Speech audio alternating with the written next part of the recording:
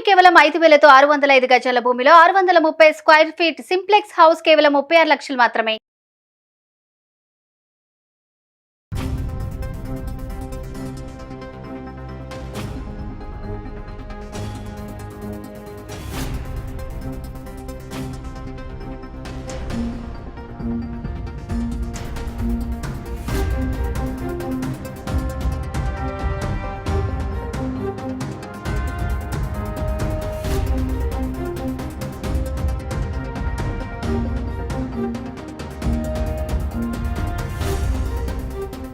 నమస్తే సార్. నమస్తే అమ్మా.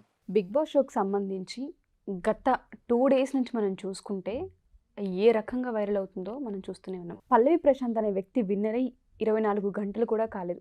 టైటిల్ ఎప్పుడైతే గెలిచాడో అప్పటి నుంచి అల్లర్లు ఒకదాని మీద ఒకటి వస్తూనే ఉన్నాయి బయటికి. ఇందులో ఆడియన్స్ ఎక్కువగా అడిగేది ఏంటంటే, న్యాయస్థానాలు అన్నీ మాట్లాడుతున్నాయి కదా వచ్చి, ఒక పల్లవి ప్రశాంత్ని ఎందుకు అక్కడ దాకా తీసుకెళ్లారు? మిగతా కంటెస్టెంట్స్ ఉన్నారు కదా ప్రవోక్ చేసిన దాంట్లో, ఆ ప్రభుత్వ వాహనాలు ధ్వంసమయ్యాయి, అక్కడ అల్లర్లు జరిగాయి, ఆడియన్స్ కూడా తల్లు పగలు కొట్టుకునేంత దాకా వెళ్ళింది. పల్లవి ప్రశాంత్ని ఒక్కడిని ఎందుకు కార్నర్ చేయడం? ఇది కావాలనే చేస్తున్న సంఘటన, దీన్ని ఏ విధంగా చూడాలి? ఒక కామన్ మ్యాన్నే కాబట్టి ఇలా చేస్తున్నారా అని అడుగుతున్నారు. దీనికి మీరేం చెప్తారు సార్? సెక్షన్స్ చూసుకుంటే 147, 148, 149 ఇనిషియల్ సెక్షన్స్. ఆ తర్వాత వేరే సెక్షన్స్ కూడా యాడ్ అయినాయి. అసలు ఈ మెయిన్ ఈ సెక్షన్స్ ఇవే.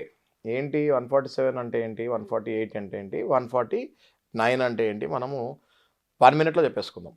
147 అంటే రైట్స్, గ్రూప్స్ గుంపులు లాగా వచ్చి కొట్టుకుంటాం. 148 అంటే అదే గుంపులు చేతిలో వెపన్స్. 149 ఆ గుంపుల్లో ఎవరున్నారు, అన్లాఫుల్ అసెంబ్లీలో ఎవరెవరు ఉన్నారు. ఈ 149 సెక్షనే ఇప్పుడు మనం డిస్కస్ చేసుకుంటాము. ఈ గుంపులు 149లో ఉన్నారు కదా, మరి 149 ప్రకారం ఏంటి, ఈ గుంపులో ఎవరున్నారో అందరినీ అరెస్ట్ చేయాలి. ఇప్పుడు మీరు అడిగిన క్వశ్చన్ నన్ను అదే, ఓన్లీ పల్లవి ప్రశాంతే ఎందుకు అరెస్ట్ అయ్యారు అన్నది. ఇది మళ్ళీ $100 క్వశ్చన్ అడిగేస్తారు మీరు నన్ను. ఓన్లీ పల్లవి ప్రశాంత్ని ఎందుకు అరెస్ట్ చేశారు? పల్లవి ప్రశాంత్ విన్నర్ కాబట్టి అరెస్ట్ చేశారా? పల్లవి ప్రశాంత్ ఒక రైతు బిడ్డ, ఎవరు సపోర్ట్ చేయరు, బీదోడు కాబట్టి అరెస్ట్ చేస్తారా? ఇది నాకు కూడా ఉన్నాయి డౌట్స్ ఇవి. ఓకే, ఇప్పుడు పోలీస్కి లాయర్కి ఎప్పుడు ఆర్గ్యుమెంట్ జరిగేదే అది. మేము ఈ సెక్షన్ మీద అరెస్ట్ చేసామంటారు, మేము ఈ సెక్షన్ కూడా ఉంది కదా, ఈ సెక్షన్ ప్రకారం వదిలేయాలి కదా అంటాం మేము. ఓకే, సో ఇప్పుడు మళ్ళీ అదే జరుగుతుంది. ఓకే, పోలీస్ వాళ్ళు వాళ్ళ పని చేసుకుంటూ వెళ్తుంటారు, మేము మా పని చేసుకుంటూ వెళ్తుంటాము. ఒకటే బుక్ రెండింటికి, పోలీస్కైనా లాయర్కైనా బుక్ ఒకటే. ఈ బుక్ బట్టి మేము వెళ్తూ ఉంటాము. We will follow the book. ఇక్కడ నా పర్సనల్గా ఏం చెప్పలేదు, అక్కడ పోలీసు వాళ్ళు పర్సనల్గా చేసింది ఏం లేదు. అయితే ఈ బుక్లో గొప్ప వాళ్ళు అప్పుడప్పుడు తప్పించుకుంటూ ఉంటారు. బిగ్ బాస్ షో యాజమాన్యం, అన్నపూర్ణ స్టూడియోస్ యాజమాన్యం, పక్కన ఉన్న కంటెస్టెంట్స్, వీళ్ళందరూ కొంచెం ఈ అబ్బాయితో కంపేర్ చేస్తే బెటర్ పొజిషన్లో ఉన్నారు కంటెస్టెంట్స్. ఇంకా యాజమాన్యాల సంగతి మనం చెప్పక్కర్లేదు, వాళ్ళు ఏ స్టేటస్లో ఉన్నారో వి ఆల్ నో. కానీ ఈ చట్టం మరి ఈ బుక్ అందరికి ఒకటే కదా, ఈ బుక్ అందరికి ఒకటే కదా. సో ఈ బుక్ని మరి ఎట్లా ఫాలో అవ్వట్లేదు అనేది మేము అడుగుతాం యాజ్ అ లాయర్. అర్థమైంది కదా. ఎఫ్ఐఆర్ చూస్తే A1లో వెళ్ళి అడిగినా, A2, A3, A4, A5లో ఎవరున్నారో చూసిన తర్వాత మళ్ళీ మనం చర్చించుకుందాం. బట్ యాజ్ ఆఫ్ నువ్వు అరెస్ట్ చేసిన తర్వాతే పబ్లిక్లో ఉంది కదా. అరెస్ట్ చేసింది ఎవరిని? ఓన్లీ పల్లవి ప్రశాంత్ని, వాళ్ళ బ్రదర్ని. వాళ్ళిద్దరిని ఒకటేలాగా నేను భావిస్తున్నా. వాళ్ళిద్దరిని అరెస్ట్ అంటే వీళ్ళిద్దరు కలిసే ఈ రాద్ధాంతం చేశారా? ఎవరిని అడిగినా కూడా ఒప్పుకోరు. వీళ్ళిద్దరు కలిసిన రాద్ధాంతం చేస్తానికి వీళ్ళు ఏమైనా డాన్లా? అసలు వీళ్ళిద్దరికి అంత సీన్ ఉందా నార్మల్గా? అంటే అంతంత గొడవలు చేసే సీన్ ఉంది వీళ్ళిద్దరు. ఈ రైతు బిడ్డ ఏదో షోలో ఛాన్స్ దొరికింది, బయట మట్టి తింటూ వీడియోలు చేశాడు, ఈడెవడబ్బా అని చెప్పి బాగానే ఉన్నాడు కదా తీసుకున్నారు. ఆయన ఏమైనా ఊరికే గెలిచాడా? 100 రోజులు కష్టపడ్డాడు. 100 రోజులు కష్టపడిన తర్వాత టైటిల్ విన్నర్ కొట్టాడు. బయటకి ఇక్కడి నుంచి వదిలితే గొడవలు అవుతాయని యాజమాన్యానికి తెలియాలి. కొంతసేపు కూర్చోబెట్టి పబ్లిక్లీ క్లియర్ చేసిన తర్వాత యాజమాన్యం పంపించాలి. వైకేరియస్ లైబిలిటీ అంటే చట్టంలో ఒకటి ఉంది.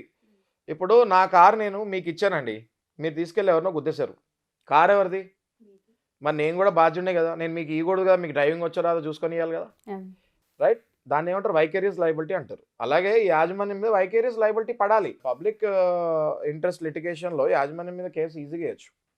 ఓకే, ఎప్పుడైతే మీరు ఇక్కడ నుంచి ఇది పంపిస్తారో, మీ సెట్ నుంచే మీరు పంపిస్తున్నారు బయటకి, సో బయట గొడవలు అవుతాయి అన్నది మీరు అజ్యూమ్ చేసి ఇవ్వాలి. ఇప్పుడు నేను నా కారు మీకు ఇచ్చాను, మీరు తీసుకెళ్తే గుద్దే ఛాన్స్ ఉంటుందని నాకు ఐడియా ఉంటుంది కదా.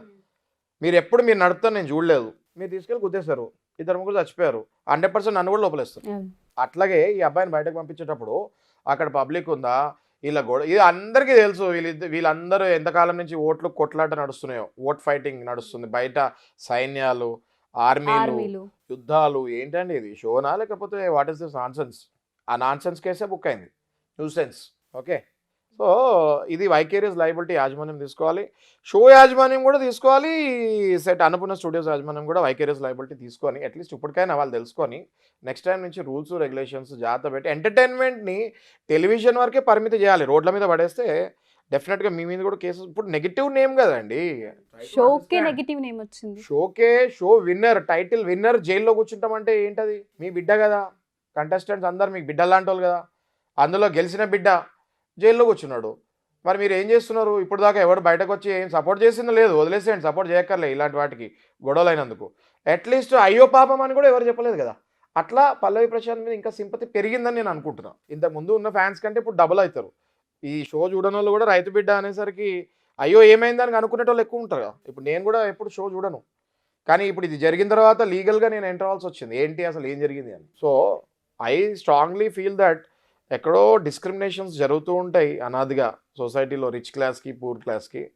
డెఫినెట్గా అది జరగకుండా అందరికీ పనిష్మెంట్ పడేటట్టు చూడాలి, లేదా ఎవరిని లోపలేయకూడదు అనేది నా ఫీల్. ఈ పాయింట్లో నేను ఒక మెసేజ్ ఇద్దాం అనుకుంటున్నాను అండి వ్యూవర్స్కి, సొసైటీకి, ఈ బిగ్ బాస్ ఫ్యాన్స్కి. ఏమిద్దాం అనుకుంటున్నా అంటే, మీకు ఏదైనా వ్యక్తపరచాలంటే రోడ్ల మీద పడి అద్దాలు పగలు కొట్టకుండా సోషల్ మీడియా ప్లాట్ఫామ్ వచ్చింది ఇవాళ రేపు, అందులో నిరసన ప్రకటించండి, లేదా అందులో సపోర్ట్ ప్రకటించండి. అంతేగాని రోడ్ల మీద పడి మీరు ఇది అద్దాల పగలు కొట్టి, ఆ అద్దాల పక్కన ఎవరైనా కూర్చుంటే వాళ్ళ తలలు పగలు కొట్టి, డెఫినెట్గా ఇది చాలా సీరియస్ కేసు అవుద్ది. ఏదో రైట్స్ అయితే ఏదైతే ఉందో అందులో ఎవరికైనా డ్యామేజ్ జరిగినట్టు జరిగితే సెక్షన్స్ ఇంకా పెరుగుతాయి, మీ కెరియర్, మీ లైఫే పాడైపోతుంది. So please try to understand that. And షోని షో లాగానే చూడండి. సూపర్ మ్యాన్ అయితే మీరు కూడా సూపర్ మ్యాన్ అయిపోరు కదా. సూపర్ మ్యాన్ మనం ఓన్లీ ఎంటర్టైన్మెంట్ చూస్తాము. అట్లా బిగ్ బాస్ షో కూడా బిగ్ బాస్ షోలోనే చూడండి. మీరు రోడ్ల మీద పడి కొట్టుకుంటాలో, జనాల్ని హింస పెడతాము, ఓ రకంగా పోలీసు వాళ్ళు 100% చేసింది కరెక్టే, ఇంకో రకంగా అందరినీ లోపలేకపోతాం కరెక్ట్ కాదని నా ఫీలింగ్. ఒక రకంగా ఏంటంటే ఆడియన్స్ ఎంత అయితే సపోర్ట్ చేస్తారో అదే ఆడియన్స్ వల్ల కూడా అబ్బాయి జైలుకి వెళ్ళాడేమో అన్న ఆ ఆలోచన కూడా వస్తుంది. అసలు బిగ్ బాస్కి వస్తే జైలుకి వెళ్ళాలేమో అన్న ఫీలింగ్ కూడా వచ్చేసింది ఇప్పుడు. అంటే బిగ్ బాస్కి వచ్చి గెలవకుండా వెళ్ళిపోతే హ్యాపీగా వెళ్ళిపోవచ్చు, గెలిచి రోడ్డు మీదకి వస్తే గొడవలు అవుతాయి, గొడవ అయితే ఆ టైటిల్ పట్టుకొని జైలుకి వెళ్ళాల్సి వస్తుంది, రైట్? సో అది ఎక్కడో wrong message big boss. At least ఇప్పుడైనా బిగ్ బాస్ నాగార్జున గారికి హంబల్ రిక్వెస్ట్, బయటకు వచ్చి మీ మెసేజ్ మీరు సొసైటీకి ఇవ్వమని మేము అనుకో. ఇప్పుడు దాకా అసలు ఎవరు మెసేజ్ కూడా ఇవ్వలేదు. ఇంతకాలం నడిపిన వాళ్ళు అట్లీస్ట్ ఒక మెసేజ్ అయితే సొసైటీకి ఇవ్వాలి, ఇట్లా చేసుకోవద్దు అనైనా చెప్పాలి. Thank you sir, thank you so much. Thank you.